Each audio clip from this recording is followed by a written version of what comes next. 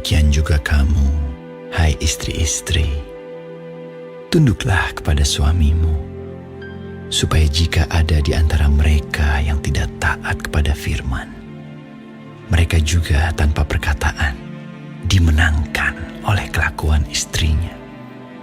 Jika mereka melihat bagaimana murni dan salehnya hidup istri mereka itu.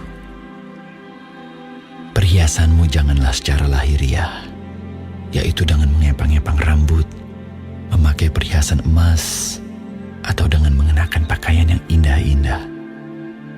Tetapi perhiasanmu ialah manusia batiniah, yang tersembunyi dengan perhiasan yang tidak binasa, yang berasal dari roh yang lemah lembut dan tentram, yang sangat berharga di mata Allah. Sebab demikianlah caranya perempuan-perempuan kudus dahulu berdandan, yaitu perempuan-perempuan yang menaruh pengharapannya kepada Allah. Mereka tunduk kepada suaminya, sama seperti Sarah taat kepada Abraham dan menamai dia tuannya. Dan kamu adalah anak-anaknya jika kamu berbuat baik dan tidak takut akan ancaman.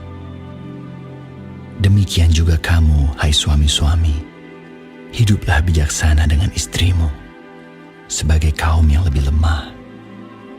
Hormatilah mereka sebagai teman pewaris dari kasih karunia, yaitu kehidupan, supaya doamu jangan terhalang. Dan akhirnya, hendaklah kamu semua seia sekata, seperasaan, mengasihi saudara-saudara, penyayang, dan rendah hati. Dan janganlah membalas kejahatan dengan kejahatan, atau caci maki dengan caci maki.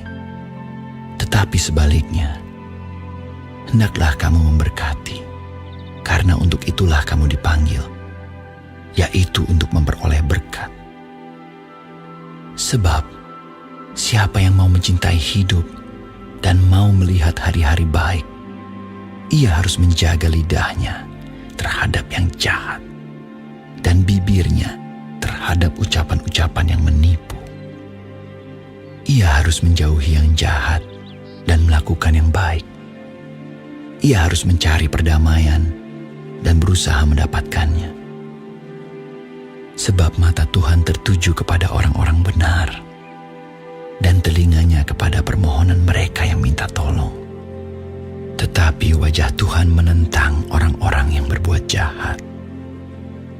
Dan siapakah yang akan berbuat jahat terhadap kamu, jika kamu rajin berbuat baik? Tetapi sekalipun kamu harus menderita juga karena kebenaran, kamu akan berbahagia.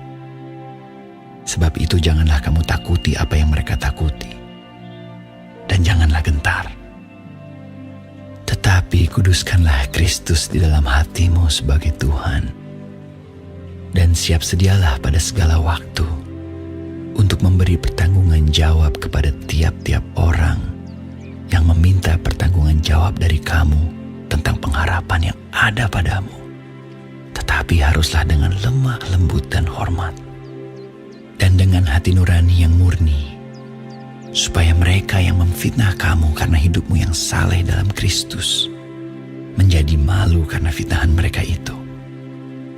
Sebab lebih baik menderita karena berbuat baik, jika hal itu dikehendaki Allah, daripada menderita karena berbuat jahat. Sebab juga Kristus telah mati sekali untuk segala dosa kita. Ia yang benar untuk orang-orang yang tidak benar, supaya ia membawa kita kepada Allah. Ia yang telah dibunuh dalam keadaannya sebagai manusia, tetapi yang telah dibangkitkan menurut roh.